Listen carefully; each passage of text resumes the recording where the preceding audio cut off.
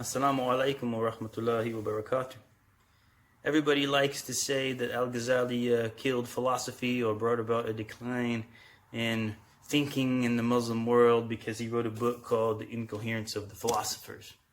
But nobody, or very few people, actually like to read what the book said itself, which is really interesting, because if one book can be so powerful to change the course of Muslim history and kill the Muslim brain, then wow, we should be interested in what the book actually says, right? Rather than just what the title is.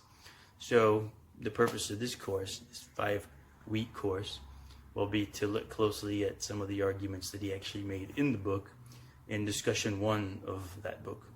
So this book has 20 discussions where he brings objections against the proofs that the Falasifa bring for their 20 of their positions.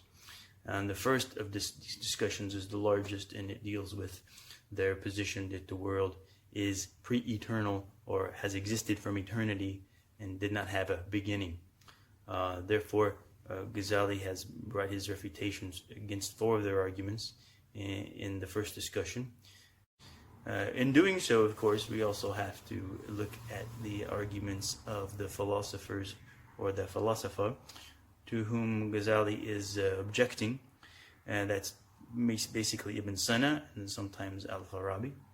And we should also look at the response, or some aspects of the response, which Ibn Rushd brought forward later against Al-Ghazali in his book called The Incoherence of the Incoherence. As a result, we are going to be looking closely at some fairly sophisticated philosophical argumentation. So it's an exercise that will be good for anybody's mind.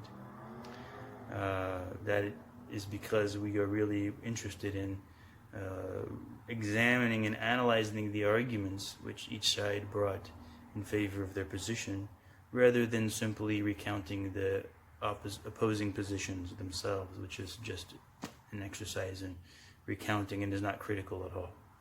So our aim is not to take a side in this, to either say that Ghazali was right, or that Ibn Rushd was right, or that Ibn Sina was right. Rather, we want to look at the debate and see the richness of the debate, and examine the roots of the philosophical differences.